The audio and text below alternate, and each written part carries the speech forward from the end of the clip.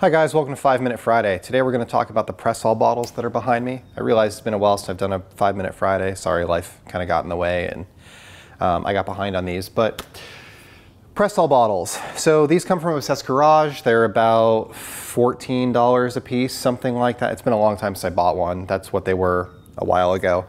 I have about 20 of them in total. So if you look on the shelf here, you can see there's a bunch up there. And I've got everything, you know, rust inhibitor, interior cleaner.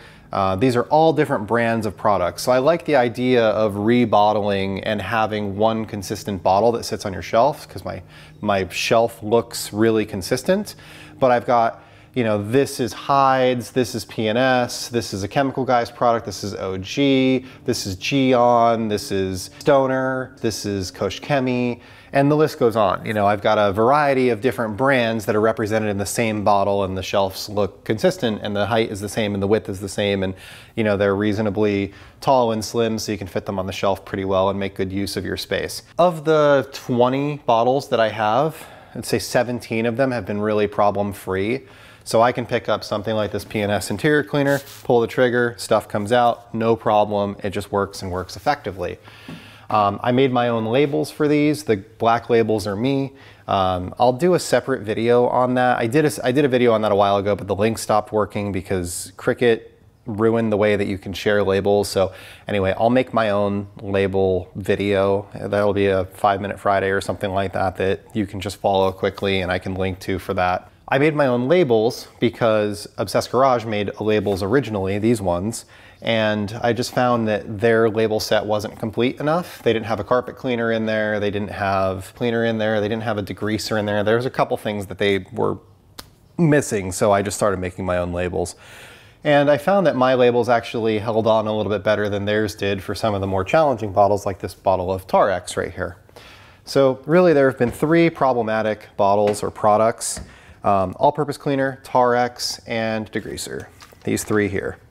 All-purpose cleaner is Kosh Chemi Green Star diluted 10:1 with water, and this is hit or miss. Sometimes it works, sometimes it doesn't. I've had to replace the sprayer a handful of times. You can see right now that it's kind of like spurting out. This isn't a very aggressive cleaner, but you know, it is still high or low pH. I can't remember which one it is, but it ruins the tips. So the tips end up getting clogged up, they crack, they fail, the tips ruin, and then it like drips down your hand instead of spraying on whatever you're spraying on. So the all-purpose cleaner has been problematic because of that. The degreaser has been even more problematic and in the same way. The tips fail, actually the plunger came out of the sprayer, the last one that I was using.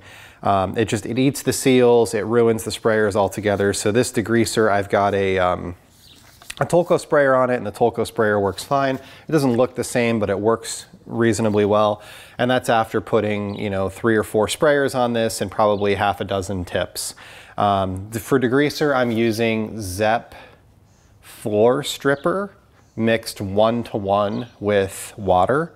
So it's a really aggressive degreaser. I don't use it very often.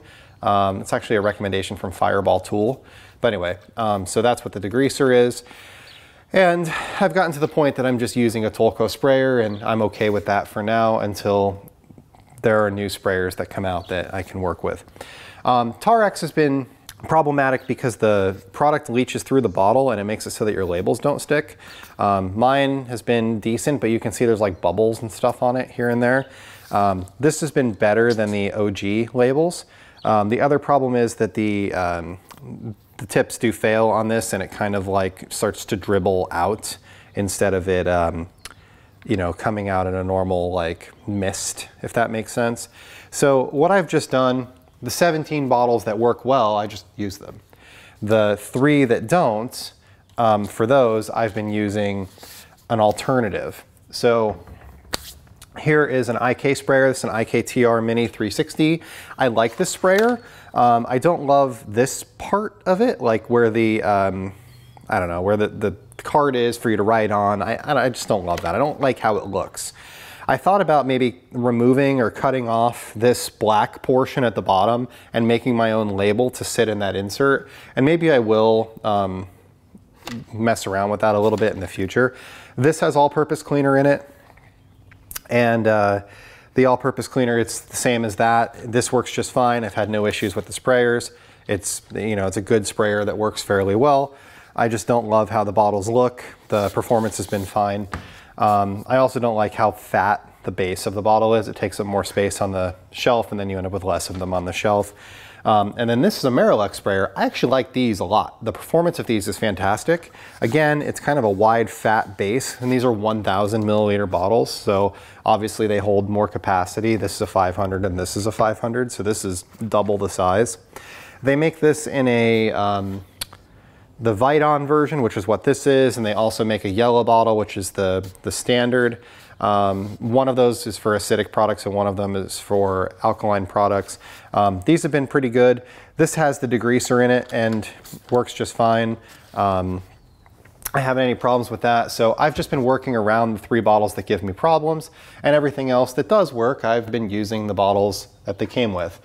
I know some people have issues with them using brake buster or some sort of wheel cleaner. I use this for wheel cleaner and this works really, really well. So I'd recommend picking one of those up. It's a Marilex pump sprayer. I'll put a link in the description.